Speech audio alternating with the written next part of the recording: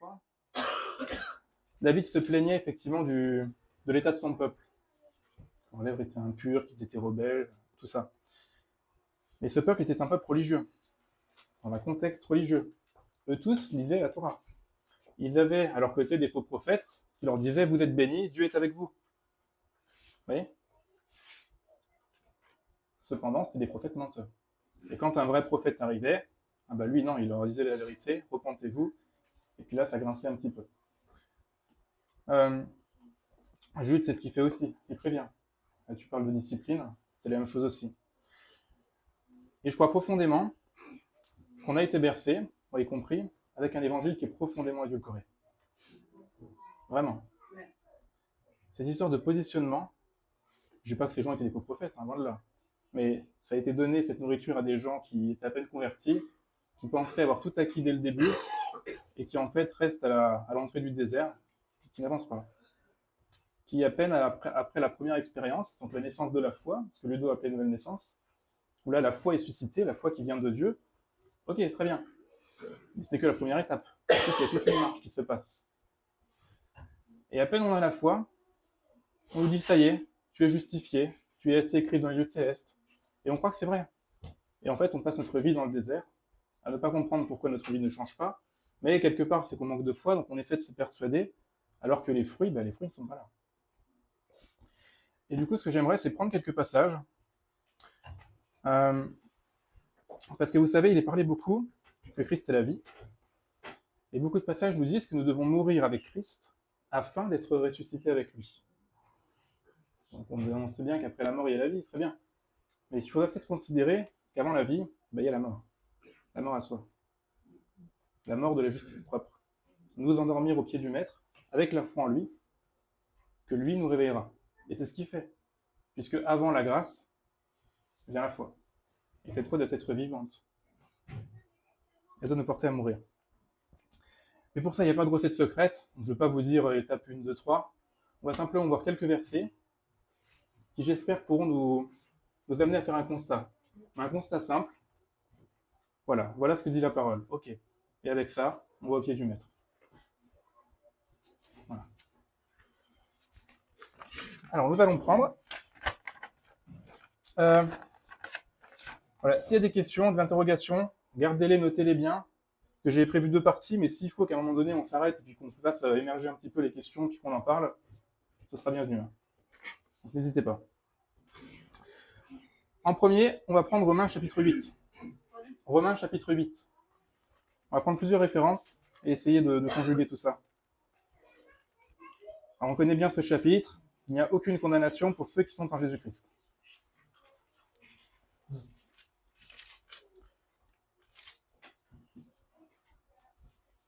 On va lire 2 versets. Alors, d'abord le 3 et le 4. Car, chose impossible à la loi, parce que la chair la rendait sans force, Dieu a condamné le péché dans la chair en envoyant à cause du péché son propre Fils dans une chair semblable à celle du péché. Et cela, afin que la justice de la loi fût accomplie en nous, qui marchons non selon la chair, mais selon l'esprit. Ça, on l'occulte souvent. La justice est accomplie en ceux qui marchent selon l'esprit. Comme on a vu en Jean. Si nous sommes en communion avec lui, alors son sang nous purifie de tout péché. Donc ensuite, la question qui se pose, bon, marcher selon l'esprit, qu'est-ce que c'est? Ok.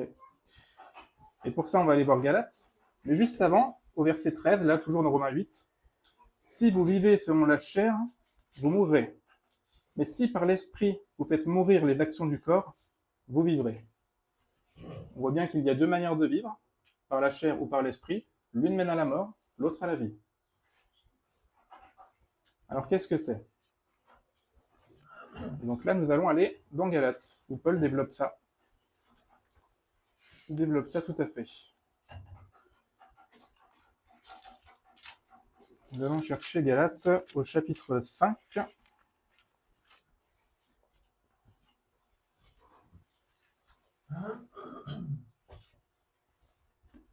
Voilà, verset 16. Je dis donc, marchez selon l'esprit, et vous n'accomplirez pas les désirs de la chair. Celui qui marche selon l'esprit n'accomplit pas les désirs de la chair. Or, les œuvres de la chair sont manifestes. Ce sont l'impudicité, l'impureté, la dissolution, l'idolâtrie, les inimitiés, les jalousies et compagnie. Vous connaissez la liste. Et les œuvres de la chair sont manifestes. Il est en train de dire, vous marchez par la chair, les fruits sont tels. Plus loin, on voit le fruit de l'esprit, qui est un petit peu plus loin. Voilà, l'amour, la joie, la paix, la patience, la bonté, la fidélité, la douceur, la tempérance. Toutes ces choses.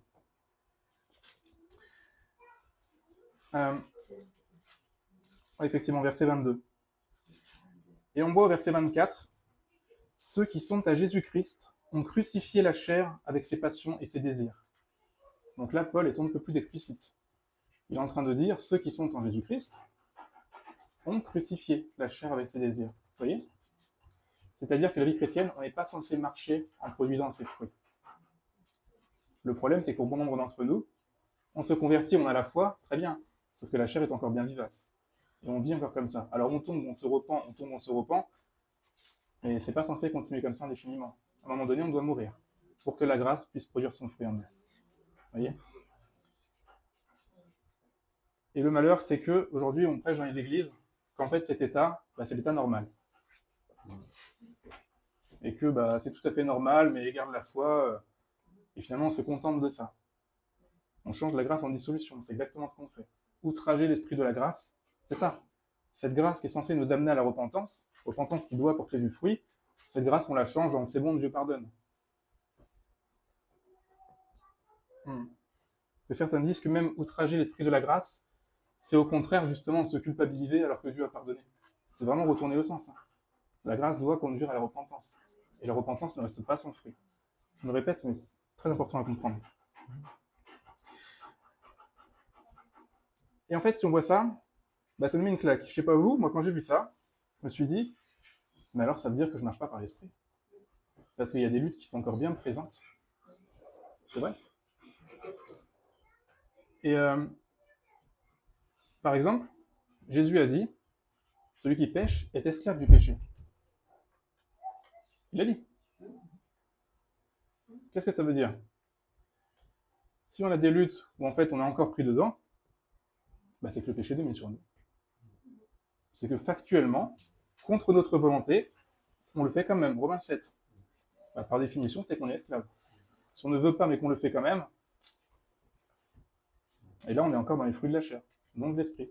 Ce qui veut dire que la vie n'est pas encore accomplie en nous. La foi très bien, mais la foi vivante produit son œuvre. Cette œuvre n'est pas encore arrivée à son terme. Et elle doit y parvenir. Elle doit y parvenir. Les Écritures nous disent à maintes reprises que ceux qui pratiquent de telles choses n'hériteront pas le royaume de Dieu. Alors tomber, se repentir, on est sur le chemin. C'est ce qui compte. Donc il ne faut pas s'alarmer. Il faut simplement s'attacher à Jésus. Mais ça demande de faire un constat. Il ne faut pas se bercer d'illusions, comme disait Ludo. Ce que l'Écriture condamne, il faut le regarder en face. Il ne faut pas fermer les yeux puisque ça ne mènera à rien. On va prendre maintenant quelque chose qui est aussi souvent occulté, c'est Romains 6. Romains 6, qui vient donc avant Romains 7 et 8.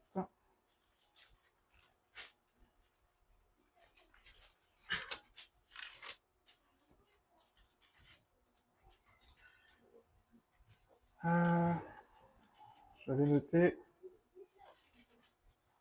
Voilà, effectivement. À partir du verset 5.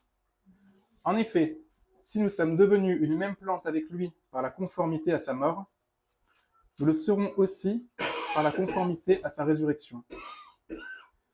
Sachant que notre vieil homme a été crucifié avec lui, afin que le corps du péché fût détruit, pour que nous ne soyons plus esclaves du péché.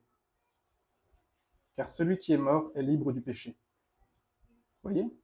La conformité à sa mort produit la nouveauté de vie, afin que nous ne soyons plus esclaves du péché. Et c'est là qu'il faut regarder les choses en face. Paul ne contredit pas Jésus, celui qui pêche est esclave du péché, factuellement. Non, cette parole va tout à fait avec. Et on se voit ça, on se dit, positionnement, j'ai été crucifié avec Christ. Non, c'est du contraire. Celui qui parle, effectivement, afin pour que nous ne soyons plus esclaves du péché. Il le parle. Paul marche par l'esprit. Il a vécu cette mort à lui-même. Tout ce qu'il considérait, il était pharisien, tout ça, il a tout considéré comme de la boue afin de gagner Christ. Lui a déjà été crucifié. Il a vécu cette mort à lui-même. Et ainsi, il peut enseigner les autres. Vous voyez ? Et ces passages, on les occulte souvent. Or, si nous sommes morts avec Christ, nous croyons que nous vivrons aussi avec lui.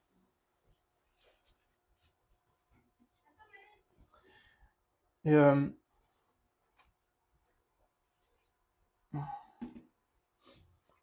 fait, c'est là où je veux en venir. Je ne sais pas ce que ça vous dit, mais effectivement, on doit venir au pied du Maître. La grâce n'agira jamais en nous tant que notre justice ne sera pas complètement détruite, mais complètement. C'est le réflexe qu'on a. On fait des efforts par nous-mêmes, on veut y arriver, et on se casse le nez à chaque fois. Et c'est bien normal, on n'y arrivera jamais. Justement, ce qu'il faut, c'est la mort à nous-mêmes. Celui qui est sur le bon chemin, c'est celui qui se frappe la poitrine en disant « Aie pitié de moi, Seigneur, je suis pécheur ». Et c'est ce qu'il faut.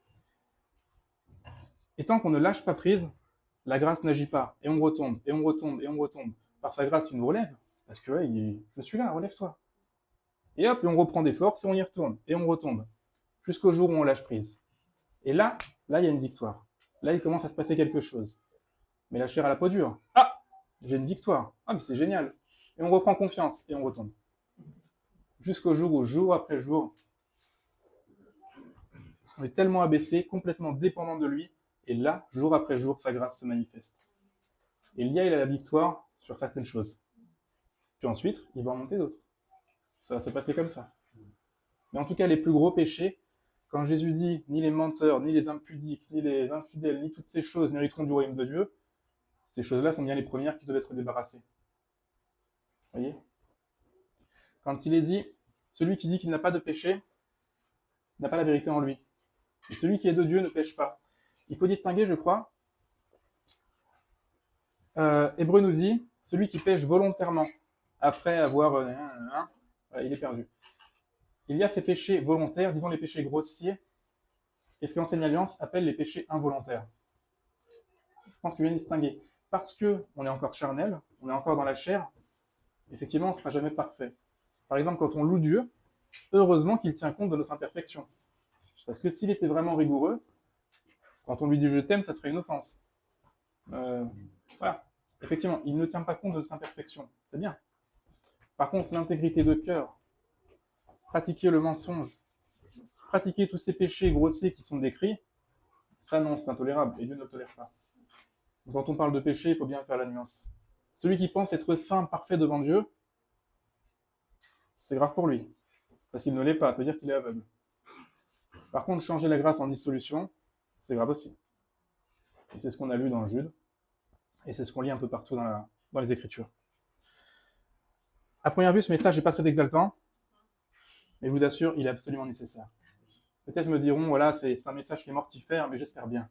Pourvu qu'il vous conduise au pied de Christ, et qu'ensuite la vie puisse jaillir. Puisqu'avant de vivre, il faut mourir. Et ça, c'est pas agréable. Mais mieux vaut maintenant que la seconde mort. Effectivement. On va prendre 1 Corinthiens 10.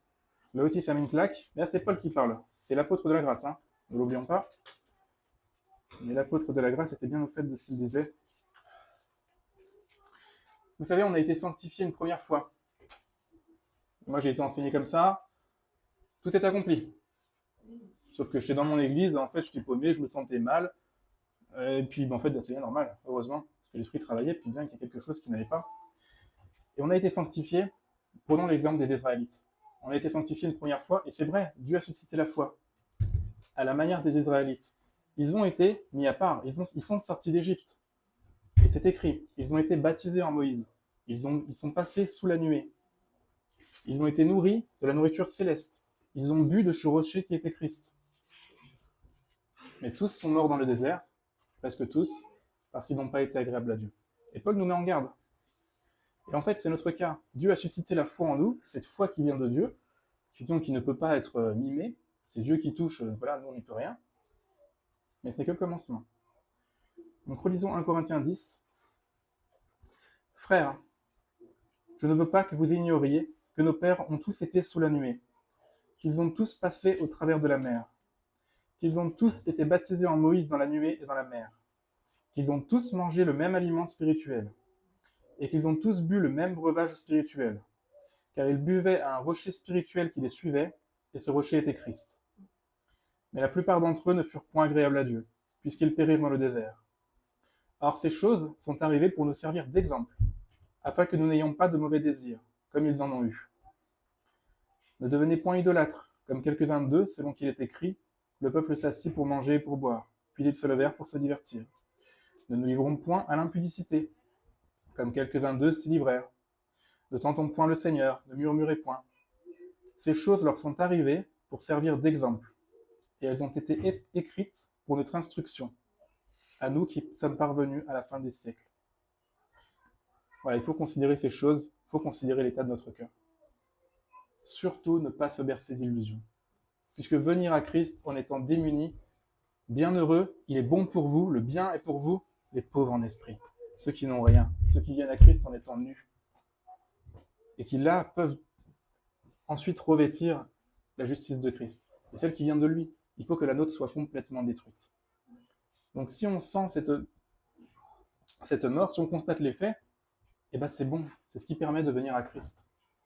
Mais celui non qui se croit riche, et qui, ouais, non, moi ça va, un peu comme effectivement le peuple qui à l'époque ne se remettait pas en question,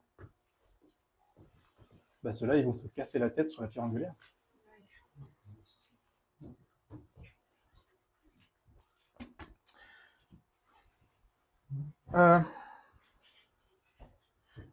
Effectivement, je vois donc Apocalypse, vous connaissez tout le passage, quand c'est Jésus qui prévient.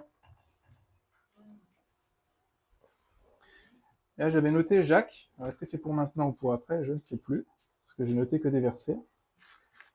J'aurais dû m'appliquer un peu plus. Ah, bien sûr, on va le prendre. Apocalypse 22. 21, je crois. Ou la fin du 20, je ne sais plus. En tout cas, c'est les dernières pages. On va retrouver ça.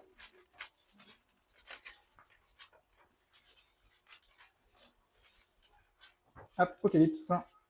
Alors, Apocalypse 21. Voilà, on prend à partir du verset 7. Ah, non, verset 6. Et il me dit, c'est fait. Je suis l'alpha et l'oméga, le commencement et la fin. À celui qui a soif, je donnerai la source de l'eau de la vie, gratuitement. À celui qui a soif, il faut être assoiffé. À celui qui est déjà repu, pas d'eau de la vie. Mais si on est assoiffé de Christ, il ne trahira pas. Celui qui croit en lui ne sera pas confus. Voilà, il y a cette espérance. Hein. La foi en Christ, c'est du concret. Si on se laisse mourir en ayant la foi, qu'il nous relèvera. Vous voyez? Et ce n'est pas qu'à la mort... Il y a un passage, je crois, qui est dans Pierre, qui dit ceux qui ont souffert dans la chair, voilà, c'est bien, pour que le temps qu'il leur reste, ils puissent vivre pour Dieu. On pourrait essayer de le retrouver. Bon, je reprends. Donc, verset 6, je donnerai de la source d'eau de l'eau de la vie gratuitement. Celui qui vaincra héritera ces choses. Je serai son Dieu et il sera mon fils. Celui qui vaincra. Par opposition, mais pour les lâches, les incrédules, les abominables, les meurtriers, les impudiques, les enchanteurs, les idolâtres et tous les menteurs, leur part sera dans l'étang ardent de feu et de soufre qui est la seconde mort. Il y a ceux qui vainquent et ceux qui pratiquent encore ces choses. Et là, pas de positionnement, c'est du concret. Vous voyez?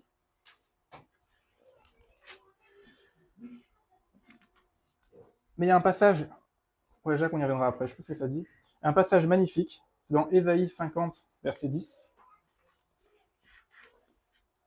Je crois qu'il est pour nous. Enfin, je ne sais pas vous, en tout cas, il est pour moi. Ésaïe 50, verset. Là, dans le contexte, lisez les versets un peu avant, un peu après, c'est Jésus qui parle. En tout cas, ça prophétise au nom du Christ. Quiconque parmi vous craint l'Éternel, qu'il écoute la voix de son serviteur.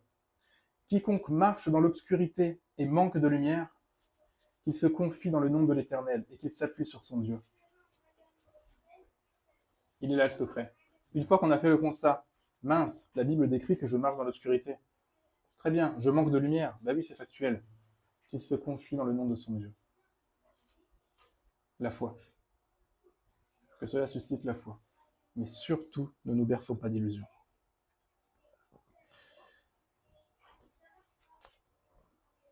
En réfléchissant, d'abord, voilà, faire un constat, ensuite il y a le but, saisir la vie qui est en Christ.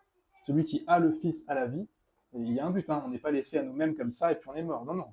On nous parle de la foi, on nous parle de Jésus, que la vie est en lui. Celui qui a soif, qui vienne à moi. Celui qui croit en moi vivra, sera sauvé, sera vivifié. Ça prend tout son sens. La question, c'est pas on est sauvé ou pas. La question, c'est est-ce qu'on est vivifié? Est-ce qu'on est vivant ou pas? Et en fait, ce message, il fait sauter toutes les béquilles. Un peu comme Nicodème la dernière fois. Nicodème vient devant Jésus. Jésus lui dit, tu ne peux pas entrer dans le royaume. Ah! Donc là, tout ce qui le tenait, tous ses appuis, il n'y a plus rien. Et il est laissé avec ça. Et il faut que ça fasse son œuvre. Il faut qu'on soit boiteux, il faut qu'on meure au pied de Christ pour qu'il nous relève. Et effectivement, toutes les assurances, il n'y en a plus. Parce qu'en fait, la question, c'est pas sommes-nous sauvés ou pas, c'est une fausse question. Sommes-nous vivants en Christ ou pas? Et les fruits sont décrits. Et c'est une bonne chose. C'est une bonne chose d'être assoiffé. C'est une bonne chose d'être pauvre en esprit. C'est une bonne chose d'être affligé. Jacques nous dit quelque part, considérez votre misère et soyez en deuil. Mais ceci afin d'être élevé. Puisque Dieu élève les humbles. Mais avant ça, il faut être humble. Et celui qui s'amène devant Dieu avec sa justice propre ne l'est pas.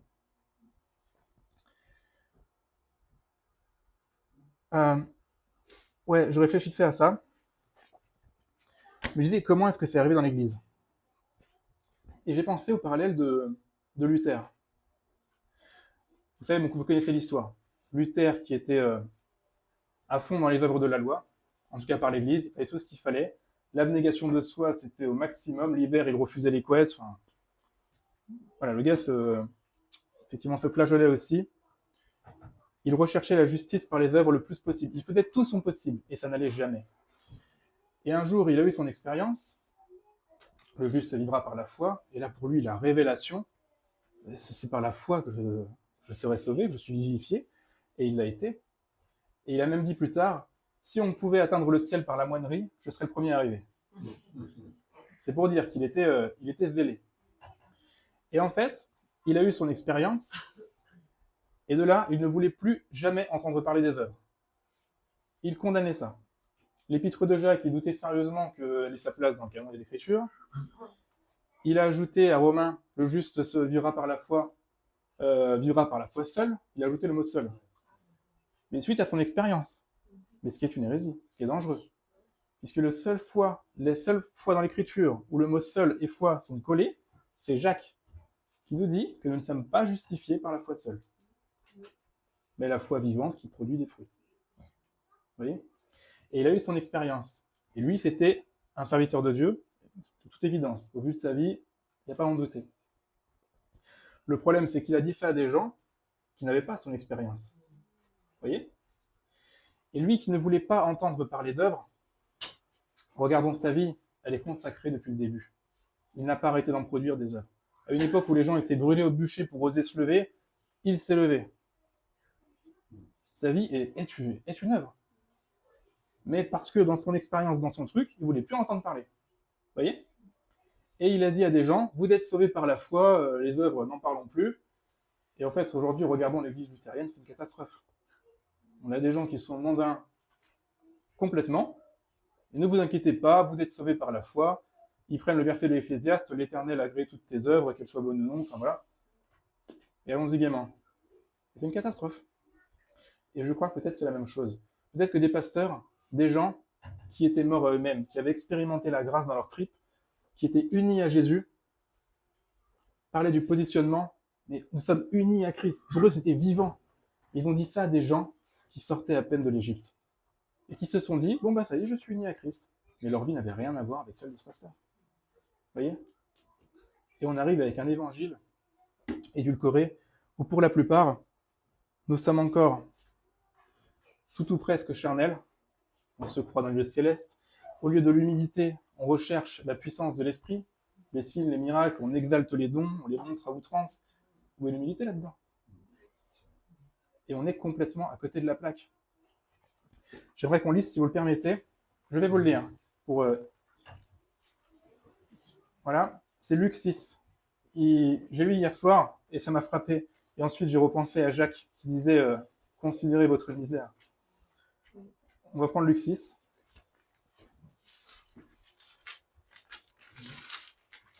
Ce chapitre est assez complet.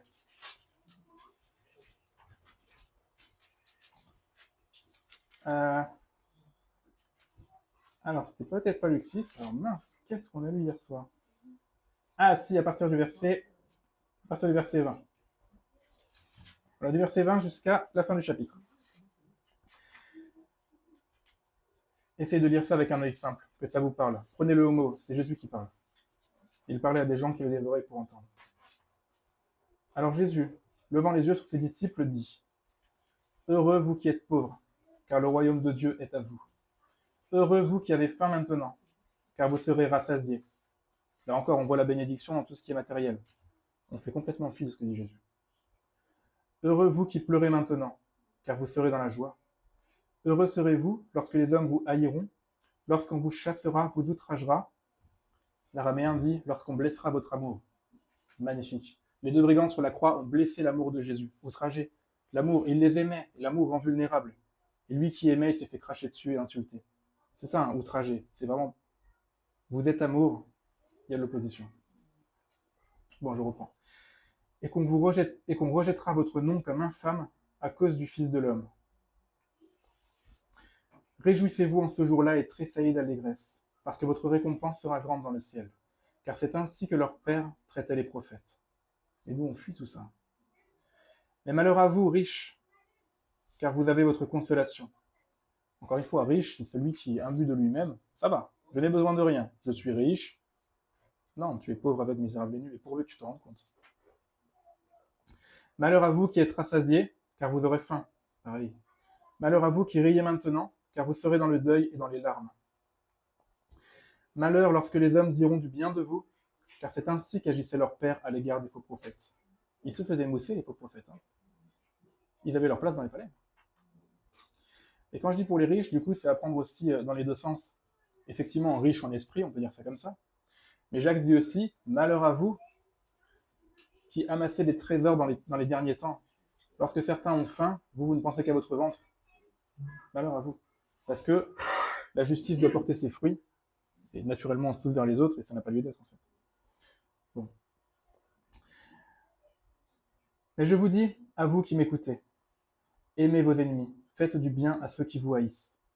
Bénissez ceux qui vous maudissent, priez pour ceux qui vous maltraitent. Si quelqu'un te frappe sur une joue, présente-lui aussi l'autre. Si quelqu'un prend ton manteau, ne l'empêche pas de prendre encore ta tunique. Je fais un petit parallèle. Il y a un truc en araméen, c'est à vérifier avec Jean-Marie, parce que bon, lui lit ça correctement, qui traduit ça, au lieu de dire présente-lui aussi l'autre, approche-le d'un autre côté. Paraît-il qu'il y aurait une expression en araméen. En gros, si tu arrives d'un côté, tu te prends une claque, bon, essaie d'approcher la personne d'une autre manière. Et surtout, ne te braque pas. Tu te fais rejeter d'un côté, ok, bon, bah, rebats tes cartes, et vas-y d'une autre manière. Vous voyez? Ça pourrait. Mais dans les deux cas, il s'agit effectivement de ne pas résister, de toujours aller vers la personne. La démarche est la même. Donne à quiconque te demande, et ne réclame pas ton bien à celui qui s'en empare. Ce que vous voulez que les hommes fassent pour vous, faites-le de même pour eux. Ça, c'est une quête interminable. Si vous aimez ceux qui vous aiment, quel gré vous en saura-t-on? Les pécheurs aussi aiment ceux qui les aiment. Si vous faites du bien à ceux qui vous font du bien, quel gré vous en saura-t-on? Les pécheurs aussi agissent de même. Et si vous prêtez à ceux de qui vous espérez recevoir, quel gré vous en saura-t-on? Les pécheurs aussi prêtent aux pécheurs, afin de recevoir l'appareil. Mais aimez vos ennemis, faites du bien, et prêtez sans rien espérer. Et votre récompense sera grande, et vous serez fils du Très-Haut, car il est bon pour les ingrats et pour les méchants. Une autre traduction dit pour les apostats et les méchants. Et les ingrats, c'est bien ceux qui ont reçu et qui sont ingrats. Donc je pense que ça colle très bien. Et c'est frappant, et c'est vrai. Dieu est bon pour tous, même pour ceux qui ont rejeté après avoir eu part du Saint-Esprit. La justice viendra, mais pour un temps, ils ont la grâce. Vous voyez? Dieu est bon. Et en considérant cette bonté, voilà. Soyez donc miséricordieux, comme votre Père est miséricordieux. Ne jugez point, et vous ne serez point jugés. Ne condamnez point, et vous ne serez point condamnés. Absolvez, et vous serez absous. Relâchez, et vous serez relâchés. Donnez, il vous sera donné. On versera dans votre sein une bonne mesure, serrée, secouée et qui déborde. Car on vous mesurera avec la mesure dont vous vous serez servi. Il leur dit aussi cette parabole. Un aveugle peut-il conduire un aveugle? Ne tomberont-ils pas tous deux dans une fosse? Le disciple n'est pas plus que le maître, mais tout disciple accompli sera comme son maître. Pourquoi vois-tu la paille qui est dans l'œil de ton frère, et n'aperçois-tu pas la poutre qui est dans ton œil? Ou comment peux-tu dire à ton frère, frère, laisse-moi ôter la paille qui est dans ton œil, toi qui ne vois pas la poutre qui est dans le tien? Hypocrite, ôte premièrement la poutre de ton œil, et alors tu verras comment ôter la paille qui est dans l'œil de ton frère. Ce n'est pas un bon arbre qui porte du mauvais fruit, ni un mauvais arbre qui porte du bon fruit. On en vient au fruit de l'esprit et au fruit de la chair. Il y a un lien direct à faire entre les fruits et l'arbre. Car chaque arbre se connaît à son fruit. On ne cueille pas des figues sur des épines, et l'on ne vendange pas des raisins sur des ronces. L'homme bon tire de bonnes choses du bon trésor de son cœur, ou du bon dépôt de son cœur. Et le méchant tire de mauvaises choses de son mauvais trésor. Car c'est de l'abondance du cœur que la bouche parle. Ok, on a entendu tout ça.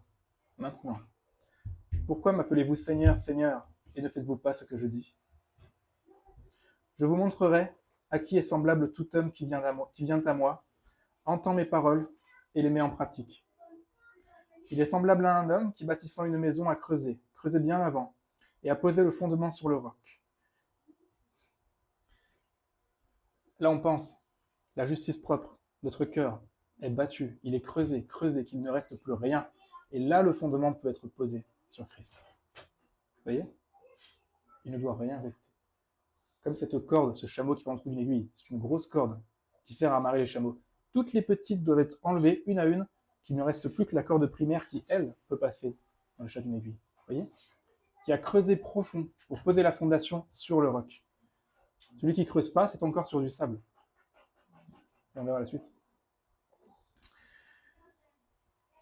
Une inondation est venue, et le torrent s'est jeté contre cette maison, sans pouvoir l'ébranler, parce qu'elle était bien bâtie. Mais celui qui entend et ne met pas en pratique est semblable à un homme qui a bâti une maison sur la terre, sans fondement. Le torrent s'est jeté contre elle. Aussitôt elle est tombée, et la ruine de cette maison a été grande. Voilà ce que dit Jésus. Et là, je vous pose la question, et sans vous demander d'y répondre, qui met en pratique ce que Jésus a dit? Et là, en principe, c'est notre état de mort qui nous est mis sous le nez. Vous voyez? Parce que Jésus, tout ce qu'il a dit, pourquoi ne faites-vous pas ce que je dis? Juste après, il développe. Celui qui met en pratique, il est semblable à ça. Celui qui ne le fait pas, il est semblable à ça. Et là, ça m'a sauté aux yeux, ça m'est revenu en mémoire ce passage que j'avais vu quelques jours avant, de Jacques. Jacques 4.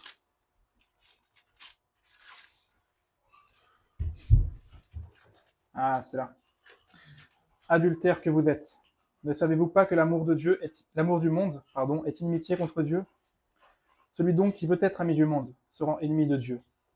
Croyez-vous que l'Écriture parle en vain? C'est avec jalousie que Dieu chérit l'Esprit qu'il a fait habiter en vous.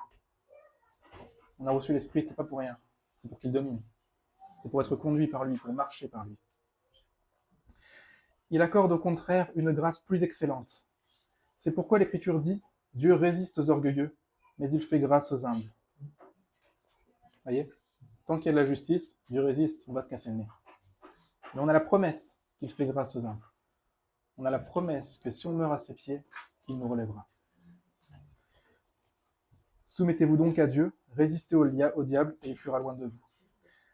Approchez-vous de Dieu et il s'approchera de vous. Nettoyez vos mains, pécheurs, purifiez vos cœurs, hommes irrésolus. Sentez votre misère, soyez dans le deuil et dans les larmes. Que votre rire se change en deuil et votre joie en tristesse. Humiliez-vous devant le Seigneur et il vous élèvera. Et là, pour moi, ça résonne directement aux béatitudes. Quand il parle du deuil et dans les larmes, que le rire se change en deuil, la joie en tristesse.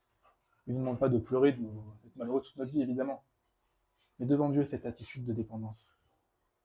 La sanctification, si on veut réussir à se préserver des souillures du monde, si on a le péché en horreur, Mais il faut mourir, il n'y a qu'une seule voie. Autrement, il faudra toujours piéger. Le mal que je ne veux pas faire, je le fais. Mais ça, il explique en Galates que ça, c'est pas marcher par l'esprit. Voyez. Si on veut que l'esprit de vie nous délivre enfin de cette loi du péché et de la mort, il faut mourir en Christ. Que lui puisse nous vivifier. Voilà, bon, ça c'est fait. S'il y a des questions, tout ça, des méditations, encore une fois, puis si ça revient, que la semaine prochaine, vous avez encore des trucs à partager sur le sujet, allons-y, hein. C'est précieux. Enfin, c'est précieux, éprouvé. On va parler d'un deuxième volet. Parce que la vie chrétienne, c'est effectivement cette sanctification, cette mort à Christ. Quiconque veut me suivre, qu'il renonce à lui-même, porte sa croix chaque jour et me suive. Première étape, mort à soi. Voilà, on en a parlé. Ok. Oui. En fait, je voulais dire par rapport à ce que tu as dit sur la mort à soi-même et le choix. En fait, ça dépend de ce qu'on veut dans la vie. Parce que si on veut vraiment que les œuvres de Christ se fassent, si on veut vraiment que nos proches soient sauvés, si on veut vraiment que le monde entende la bonne nouvelle, si on veut vraiment que Dieu règne, il faut vouloir vraiment mourir à nous-mêmes. Ça dépend ce qu'on veut dans la vie, puisqu'on récolte ce que l'on sème. Donc si on le veut vraiment, c'est un choix aussi de notre volonté, de choisir la mort à nous-mêmes, de marcher par l'esprit, ou de choisir le péché, de marcher par la chair. C'est un choix que l'on fait, ça dépend de ce que l'on veut. Donc puisse Dieu mettre en nous le désir de faire sa volonté, le désir de vouloir ce que lui veut, le désir que sa volonté soit faite. Amen. Amen. Amen. C'est vrai, je crois que celui qui veut sincèrement faire la volonté de Dieu et qui a réellement le péché en horreur reviendra sans cesse aux Écritures, se heurtera à elles et sera conduit au pied du Maître. Et effectivement, bon. Ouais. Tu peux donner l'explication, ils sont morts dans le désert. Alors, ils n'ont pas voulu écouter. Effectivement. Ils croyaient que c'était Moïse. L'explication, c'est ce qu'il dit. Ils ont été incrédules, ils ont tenté Dieu, ils ont murmuré. Dans le désert, ça veut dire quoi? Alors, littéralement, ils sont morts dans le désert. Là, littéralement. Ils sont sortis d'Égypte. Oui, mais pour la nous, pour nous, oui, mais non. On en vient au cœur du sujet. Voilà. Ce que je crois, c'est qu'il y a effectivement ce qu'on peut appeler l'appel, ce que Ludo a appelé la nouvelle naissance. Il y a Dieu qui suscite la foi en nous. D'un seul coup, paf, nos yeux s'ouvrent, c'est Jésus. Et la vie du croyant commence par là. Par l'intervention, Dieu qui nous touche, une fois. Ça vient de lui. Et là, on entre dans le désert, je crois.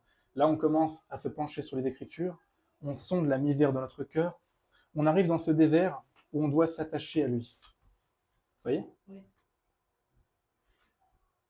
Et on doit traverser ce désert. On doit effectivement finir par mourir à nous-mêmes, mais la chair déteste ça. Il y a une chose qu'elle ne voudra jamais faire, c'est mourir. Elle va se changer en religieux, elle va se changer en tout un tas de doctrines pour au final fuir ce qui est décrit là. Tout ça pour refuser de mourir. Alors tout ce qu'il faut, c'est tout lâcher. Et je crois que le désert dans nos vies, c'est ça. C'est tant que Jésus n'est pas formé en nous, c'est encore la chair. Et tant qu'elle n'est pas morte, je crois que c'est le désert. Et je pense que c'est ce qu'on traverse beaucoup. Et c'est là que c'est regrettable, en fait, avec cette église qui est en grande partie morte. C'est qu'en fait, c'est comme Jésus qui disait aux pharisiens, vous empêchez aux hommes qui veulent entrer dans le royaume d'y entrer, et vous n'y entrez pas vous-même. C'est que les gens, à peine convertis, sont zélés, ils ont eu un appel, et on leur dit que c'est bon, c'est fini, c'est réglé. Mais je crois que pour bon nombre d'entre eux, il y a un malaise qui demeure. Et c'est bien normal, parce que l'esprit crie. Parce qu'ils sont encore dans ce désert, c'est bien. Mais il faut y aller. Là, ce qu'on a regardé, quand il décrit ce que c'est que marcher par l'esprit, qu'il décrit ce que c'est que marcher par la chair, ce que fait Jacques fait aussi, toutes les exhortations que dit Jésus, il me semble évident que c'est à prendre au mot.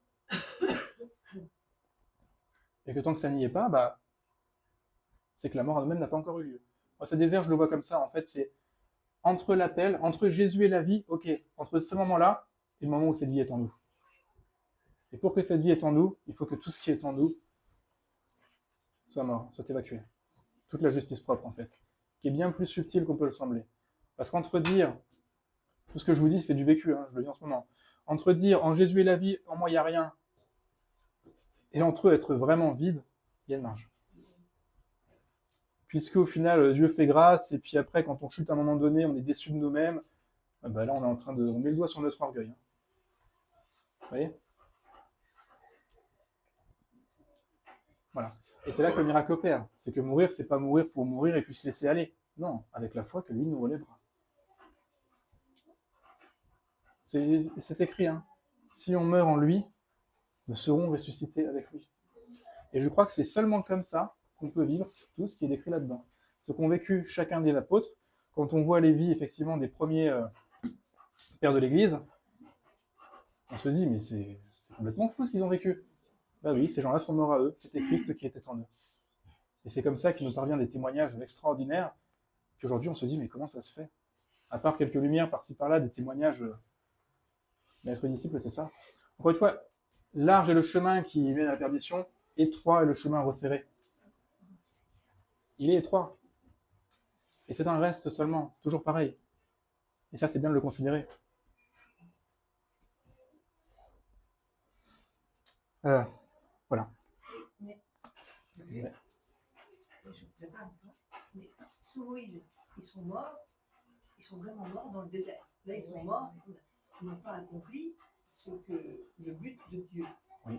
Pour nous, chrétiens, aujourd'hui, alors, ils sont morts dans le désert. Qu'est-ce que ça veut dire? Qu'est-ce que ça veut dire pour nous? Oui, ils sont morts, mais ils sont morts.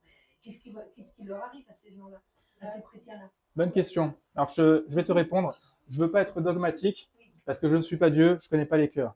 Mais ce que semble dire l'Écriture, et en tout cas, j'aspire à vivre et surtout pas à rester dans cet état de mort, qu'on soit bien d'accord, et Dieu portait fruit. Hein. Pour ceux qui sont mûrs, je pense qu'ils l'ont vécu. Hein. Il y a des combats qu'ils n'ont plus, bah, c'est pas par eux-mêmes. C'est la maturité. Tout ça, ils l'ont déjà vécu. Et pour les nouveaux, bah, il faut l'entendre. Ce que ça veut dire, c'est que Christ doit être formé en nous. Et c'est pas une option. Vous voyez? Si on passe toute notre vie, effectivement, dans ce désert, Christ n'est pas en nous. La justice de Dieu est accomplie en ceux qui marchent selon l'esprit. Ce qui justifie, c'est une foi, ok, mais une foi vivante qui va porter son œuvre. Et Jacques précise que la foi d'Abraham a été accomplie quand il a offert son fils Isaac en sacrifice. Donc en fait, c'est pour ça que j'ai pas envie d'être dogmatique, et il ne faut pas non plus rentrer dans la parano, mais alors si je meurs tout de suite, c'est fini. Non, Jésus est là, cours vers lui. Aujourd'hui, tu es vivant, cours. Tout ce qui compte, c'est d'être sur le chemin. Mais c'est vrai, hein. Mais là, tout ça, c'est pour se remettre en marche. C'est pour ça qu'en fait, il faut laisser tomber les raisonnements.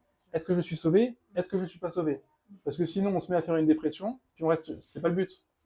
Non, le but, c'est de réaliser ça. Ok, bon, bah on avance, on y va. Mais d'être lucide sur la situation. Voilà. Mais vraiment, le but, c'est de se mettre en marche. C'est pas de rester là comme ça. Bon, bah alors, c'est fichu. Bien sûr que non. Vous voyez? Et c'est exactement ce qu'a fait Jésus avec Nicodème, encore une fois, quand il lui a dit « Tu ne peux pas entrer dans le royaume de Dieu », bah, c'était pas pour lui mettre un mur infranchissable. Non, c'était pour lui exposer un fait. C'est comme ça. Et c'est ce qui a permis probablement à Nicodème, une fois ses béquilles enlevées, ah, bah maintenant qu'est-ce que je fais? Celui qui vient de Dieu me dit ça. Et bien ensuite, il a pu trouver le chemin et parvenir à la foi.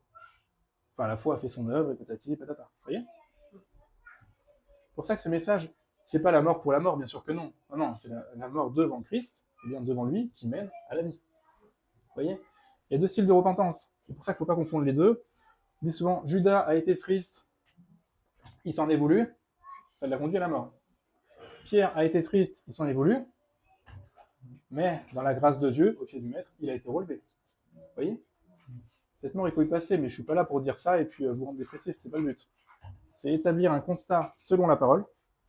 Et encore une fois, je vous invite, si vous voulez prendre les passages, ensuite relisez-les et puis voyez ce que ça vous dit personnellement. mais ceci afin de susciter la vie. Voilà. Et encore une fois, tout ce qui compte, repensons à la dynamique, c'est d'être sur le chemin. Parce que nous, en fait, ça aussi, c'est un travers, mais c'est la chair qui veut ça. On veut constamment se rassurer. On veut le premier jour, ok, c'est bon, ma place est faite, je suis bien. On veut se rassurer tout le temps, et on est comme ça, on a besoin de sécurité. Mais c'est pas ce que dit la Bible, elle dit viens à moi, c'est tout. Donc on doit sortir de ça. Bon alors, je suis bon ou je suis pas bon? C'est pas le sujet. Christ est là. Voilà. C'est tout ce qui compte. Celui qui veut être mon disciple, qu'il me suive. La question, c'est est-ce que je le suis? Ensuite, il fait son œuvre, il est pur, petit à petit, tout ça. Ce qui compte, c'est de le suivre. Mais encore faut-il le voir où il est et puis y aller. Quoi. Vous voyez? Pour ça, je suis pas en train de dire... enfin, le but n'est pas de vous rendre dépressif, c'est bien ça. Non, mais... Et j'ai bonne espérance que les anciens comprennent ce que je dis. Vous savez, des fois, on vit des choses, on n'a pas les mots dessus, et puis quand on l'entend, ah bah oui, c'est ça. Vous voyez? Et cette mort à nous-mêmes, qui ensuite permet de vivre, effectivement, de voir les fruits se manifester,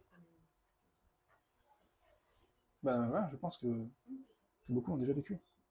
Peut-être mourir à soi-même, c'est lâcher prise. C'est aussi accepter tout ce qui vient avec un cœur reconnaissant, même si ça semble mauvais, même si ça va en venir après. C'est aussi arrêter de lutter avec Dieu. Sans s'en rendre compte, on lutte contre Dieu. On lutte contre Dieu. Exactement. Toute notre vie, on passe notre temps à lutter contre Dieu parce qu'on n'accepte pas les choses. Exactement. Moi, j'ai eu ça cette semaine, c'est pour ça que je dis ça.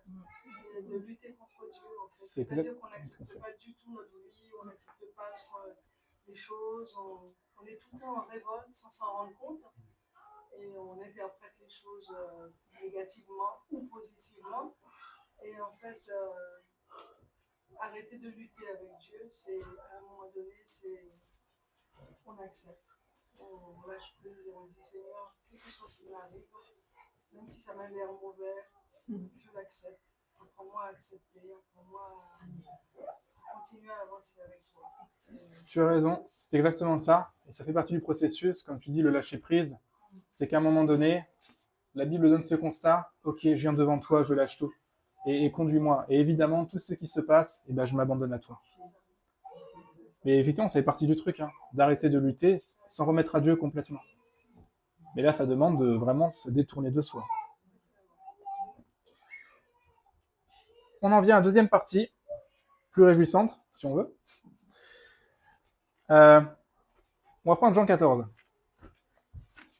Jean 14, verset 23. Si quelqu'un m'aime, il gardera ma parole, et mon Père l'aimera. Nous viendrons à lui, et nous ferons notre demeure chez lui. Vous voyez? Encore une fois, Jésus, il n'y a rien de mystique. Il dit des choses. Si vous m'aimez, gardez ma parole. Et alors, je demeurerai chez vous. Vous voyez? C'est une marche en avant. On n'est pas là comme ça, juste à pleurer. À l'intérieur, effectivement, il y a quelque chose devant Dieu, il y a une vie, il y a une dépendance, tout ça. En même temps, on est vivant, on marche, on avance. C'est une marche en avant. Celui qui m'aime garde mes commandements. Ce qu'a dit Jésus, c'est assez concret. Pensez à la parabole des talents. On va prendre Matthieu 25. Et là, c'est quelque chose, je crois, d'abordable pour nous tous, dans une certaine mesure. Peut-être qu'on y mettra un peu de chaume, mais c'est pas grave, puisque là-dedans, il y aura peut-être des pierres précieuses. On doit faire ce qu'on peut, on doit y aller. Vous savez, les talents. Il donne 3 talents. Là, ça dit 5 à l'un. À 3 serviteurs, il donne chacun selon sa capacité. 2 font fructifier. Le 3e, non, parce qu'il a eu peur du maître. Le seul qui a été repris, c'est le 3e. Vous voyez? Dieu met quelque chose entre nos mains, il nous demande d'y aller. Quand il dit à celui qui a soif, donnez à boire, eh ben c'est pas compliqué. Vous avez à boire, quelqu'un a soif, donnez de l'eau. Et c'est ce qu'il demande, tout bêtement. Par exemple, pour ça, garder ma parole, il y a aussi cet aspect simple de l'obéissance qui est simple. Matthieu 25, on le voit, quand il sépare les brebis et les boucs. Il ne leur dit pas, vous n'étiez pas assez sanctifiés, votre vie était encore pleine de péchés. Non, sur quel critère il se base? J'avais faim, on m'a donné à boire. J'avais soif, on m'a donné faim à manger, soif à boire. J'étais malade, on m'avait visité. Vous voyez? J'étais en prison, vous êtes venu me voir. Et ça, c'est des choses qu'on peut tous faire. Il y a cette marche en avant, de chercher à pratiquer la justice et le droit. Et ça se fait au quotidien, c'est manifester l'amour. Et ça, c'est un commandement de Jésus. Qui n'est pas... voilà. C'est ça que vivre une vie de moine à chercher constamment la mortification, il y a aussi cette dimension qui est bien vivante. Il faut aller de l'avant. Si on prend par exemple Michée 6.8, et ça, dans l'Ancienne Alliance, ça ressort un peu partout. Je cherche le passage parce que je veux dire mot pour mot, mais vous connaissez tous ce passage.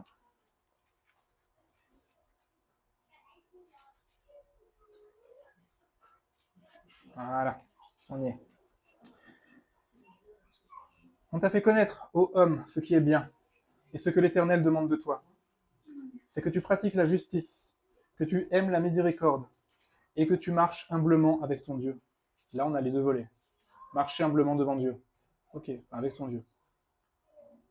Mais de manière tout à fait pratique, que tu pratiques la justice et que tu aimes la miséricorde. Vous savez, quand Jésus dit « Donnez, on vous donnera », soyez miséricordieux, on le sera aussi avec vous. Une parole n'en allume pas une autre. Hein. Tout ça va ensemble. Et rechercher à pratiquer le droit et la justice, c'est essentiel. Et ça peut se faire effectivement au quotidien. Jérémie 22, verset 15. Dieu fait un reproche à un roi, donc le fils de Josias, je ne sais plus lequel c'est. Et notamment, il lui parle de son père à un moment donné. Donc il lui fait plein de reproches. Hein. Est-ce que tu règnes parce que tu as de la passion pour le cèdre? Bon, il le cartouche. Lui, ton père ne mangeait-il pas? Ne buvait-il pas? Mais il pratiquait la justice et l'équité, et il fut heureux. Il jugeait la cause du pauvre et de l'indigent, et il fut heureux. N'est-ce pas là me connaître, dit l'Éternel? Le semeur dit, j'aime beaucoup. Il a prouvé par là qu'il était attaché à moi. Vous voyez? Celui qui aime Dieu aime les hommes. C'est pour ça que dit Jacques, vous dites aimer Dieu, vous n'aimez pas votre prochain, menteur. Parce que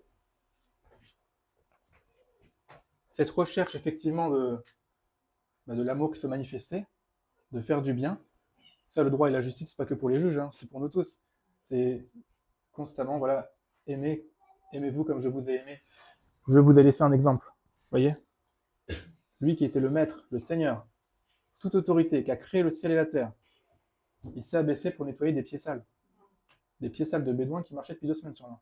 Non mais, ce que je veux dire par là, c'est que c'était un acte humiliant au départ, hein. Quelque chose de réservé pour les esclaves. Hein. Il l'a fait. Donc rechercher ça, c'est essentiel. On a effectivement Proverbe 31. En fait, dans toute l'Ancienne Alliance, si on ressort, d'une part, il y a la loi, tout ça, mais il y a aussi bien souvent ce que j'attendais de vous, c'était la miséricorde. Je préfère l'obéissance au sacrifice. Dire à 2 reprises, je crois, par David et Samuel. Ça veut dire ce que ça veut dire. C'est qu'à un moment, voilà, il faut y aller, il faut faire du bien. Et quand on a des situations, encore une fois, c'est Dieu qui a des œuvres préparées d'avance pour nous. Il ne faut pas les chercher. Nous, on cherche Jésus. Ne vous inquiétez pas, ces situations vont se montrer. Elles vont être devant vous. Vous les aurez dans les mains. Comme ces talents, ils vont vous tomber là. Ah, bah tiens, bah voilà. Qu'est-ce que je peux faire avec ça? Vous rencontrerez des personnes que vous pourrez aider. Vous aurez des pensées. Tiens, celle-là, elle est seule, elle est malade. Je sais pas. Vous saurez quoi faire. Le moment venu, vous saurez quoi faire. Exactement comme faites aux autres que vous aimeriez qu'on vous fasse. Ça nous arrive souvent. En tout cas, je parle pour moi. Des fois, on pense à un truc à faire. Tiens, ça, oh non, j'ai pas envie. Non, je dis, j'aimerais bien qu'on me le fasse. Ah, mais j'ai pas envie de le faire. Ben, à un moment donné, voilà. L'œuvre s'est présentée. Maintenant, allons-y. Vous voyez? Les œuvres se présentent d'elles-mêmes. Et elles sont nombreuses. Quand Jésus dit, vous ferez ceux qui croient en moi, voilà, vous ferez de plus grandes choses que j'en ai faites, nous, on pense souvent en termes de miracles. On se dit, bah alors, tous les chrétiens n'ont pas ressuscité les morts. Si on parle d'œuvres préparées d'avance par le Père, Jésus a fait toutes les œuvres qui s'étaient préparées d'avance pour lui, qui se présentaient à lui, durant 3 ans et demi. Mais quelqu'un, effectivement, qui est consacré, pour la vie de Luther ou d'autres, enfin, il y en a plein d'autres, qui, pendant 20, 30 ans, ont marché avec Dieu, des œuvres préparées d'avance, ils en ont fait beaucoup plus qu'en a fait Jésus. Et en ce sens, cette parole est accomplie. Ceux qui vivront en moi, qui croiront en moi, en qui je serai, effectivement, ils accompliront nombre d'œuvres, bien plus que moi j'ai pu en faire. Puisque jour après jour, ces œuvres se présenteront, ils les feront. Donc j'en étais à Proverbe.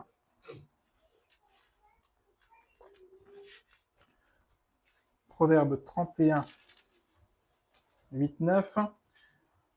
Ouvre ta bouche pour le muet, pour la cause de tous les délaissés. Ouvre ta bouche, juge avec justice, défends le malheureux et l'indigent. C'est tout à fait pratique. C'est tout à fait pratique. Et Proverbe 21, 3, c'est quelques pages avant. Tac, tac. La pratique de la justice et de l'équité, voilà ce que l'Éternel préfère au sacrifice. Des regards hautains et un cœur qui sent, cette lampe des méchants n'est que péché. Bon, la pratique de la justice et de l'équité. Et je le répète, ce n'est pas que pour les rois. Des occasions de faire du bien, de nous aimer les uns les autres. C'est pour tout le monde et c'est partout. Et ça fait partie. Vous savez ce que dit Pierre? Christ est mort pour vous, tout ça, deuxième épître, au début. C'est pourquoi, ajoutez à votre foi ce truc initial que Dieu a mis en vous. Vous avez la foi, ok. Ajoutez-y la vertu, la connaissance, la maîtrise de soi. Et que vient à la fin? Enfin, le fruit de l'esprit par excellence, Jésus lui-même, l'amour fraternel, puis l'amour. C'est ça qui doit être manifesté. Vous voyez? Et ça passe par des petites choses toutes simples. Jésus ne donne pas une montagne à ses disciples, il leur donne des commandements que visiblement même un enfant pourrait s'appliquer à faire. Allez-y, marchez-y. Il y a un autre passage qui dit, je ne sais pas s'il a noté, du coup je ne sais pas lequel c'est, l'Éternel montre la voie aux pécheurs, il leur montre sa voie. Et c'est ça. Dieu dit, voici le chemin, marchez-y. Comme Jésus qui dit, faites mes commandements. C'est pour ça qu'en fait, il n'y a rien de mystique. Voilà, pas la peine de se mettre dans un monastère et chercher la face de Dieu pendant 30 ans. C'est en marchant que ça se fait. Tous les jours, il y a une intimité devant Dieu. Et au quotidien, il y a une marche. Et ces deux-là vont ensemble. L'un ne va pas au détriment de l'autre. Pour ça, il faut bien comprendre l'opposition entre Jacques et Paul, la fausse opposition. Quand Paul dit on n'est pas sauvé par la loi, mais par la foi, il parle de faire des œuvres. Personne ne pourra se présenter devant Dieu. Tiens, t'as vu tout ce que j'ai fait? Je l'ai mérité ma place, hein? Personne. Celui-là ne passera jamais. C'est par la foi qui est vivante. Mais Jacques nous dit, ce qui veut dire la même chose, celui qui prétend avoir une foi vivante, mais qui n'a rien fait, il a prouvé qu'il n'avait pas la foi. Enfin, cette foi est morte. Vous voyez? Cette foi nous fait marcher tous les jours. Et en fait, on réfléchit trop, mais c'est d'une évidence. Si on croit en Jésus, bon, on s'applique à faire ce qu'il dit. Vous voyez? Donc en fait, c'est simple comme bonjour. Enfin, ce que je veux dire, on s'applique. Là, on se meurt à un mur, et puis, hein, et si vraiment on croit en lui, bah, les œuvres elles vont de soi, puisqu'on va chercher à lui obéir. On va chercher à lui plaire. Vous voyez? C'est une marche qui va complètement découler. Là, effectivement, bon, voilà, on a beaucoup de passages. J'ai noté Ésaïe. Alors, je ne sais pas si ça va être à propos. Je vais jeter un petit coup d'œil avant de vous en parler.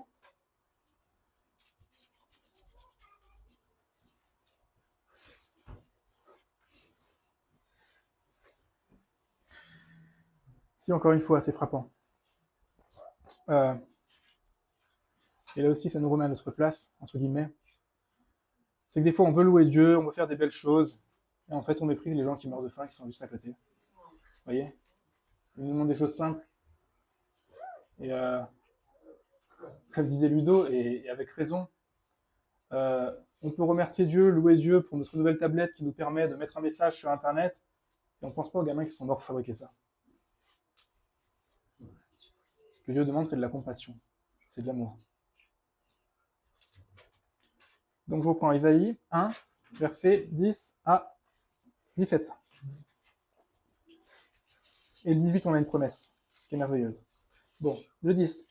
Écoutez la parole de l'Éternel, chef de Sodome. Alors là, il parle à Israël, hein. Il parle à son peuple, hein, qui compare à Sodome et Gomorrhe. Prête l'oreille à la loi de notre Dieu, peuple de Gomorrhe. Qu'ai-je à faire de la multitude de vos sacrifices, dit l'Éternel. Je suis rassasié des holocaustes, de béliers et de la graisse des veaux. Je ne prends point plaisir au sang, des taureaux, des brebis et des boucs.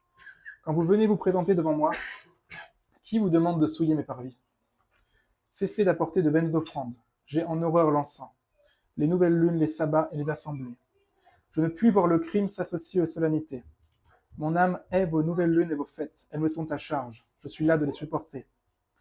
Quand vous étendez vos mains, je détourne de vous mes yeux. Quand vous multipliez les prières, je n'écoute pas. Vos mains sont pleines de sang.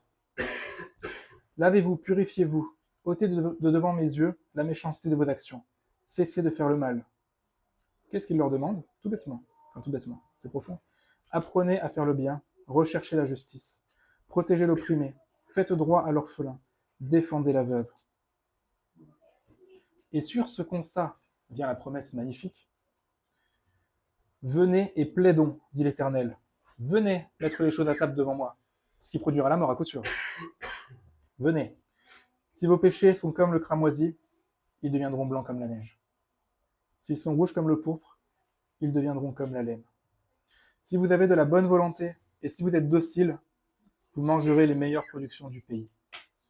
Mais si vous résistez et si vous êtes rebelles, vous serez dévorés par le glaive, car la bouche de l'Éternel a parlé. Vous voyez? Ces gens-là, il les accable. Il leur dit, commencez à faire le bien.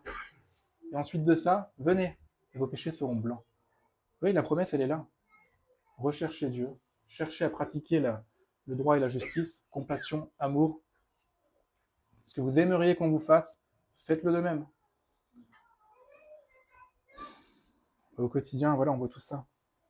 Et la promesse vient. La vivification, elle en est parlé là. Elle en est parlé. Un dernier passage. Ouais. Un tout dernier. Puis je m'arrête là. Après viendront les questions si vous n'avez pas trop faim. Éphésiens 5, versets 8 à 17. Éphésiens 5, versets 8 à 17.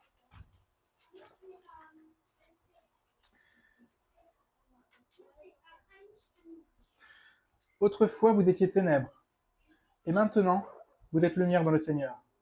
Marchez comme des enfants de lumière. Car le fruit de la lumière consiste en toutes sortes de bonté, de justice et de vérité. Examinez ce qui est agréable au Seigneur.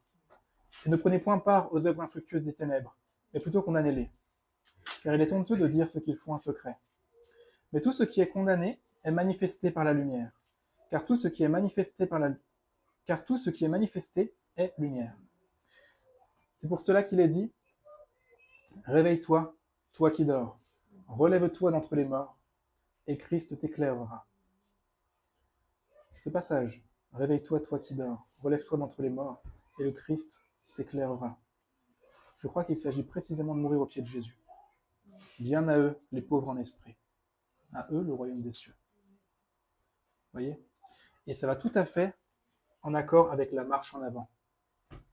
Allez-y, qu'est-ce que dit Jésus à quelqu'un qui a eu foi en lui? Ta foi t'a sauvé, ta foi t'a vivifié. Maintenant, lève-toi et marche. Ou alors va. Et toujours pareil. Il envoie. Vous voyez? Et...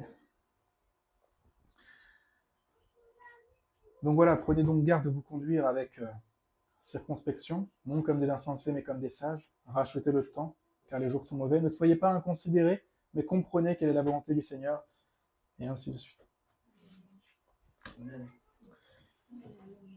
Voilà le message que j'avais à cœur de parler.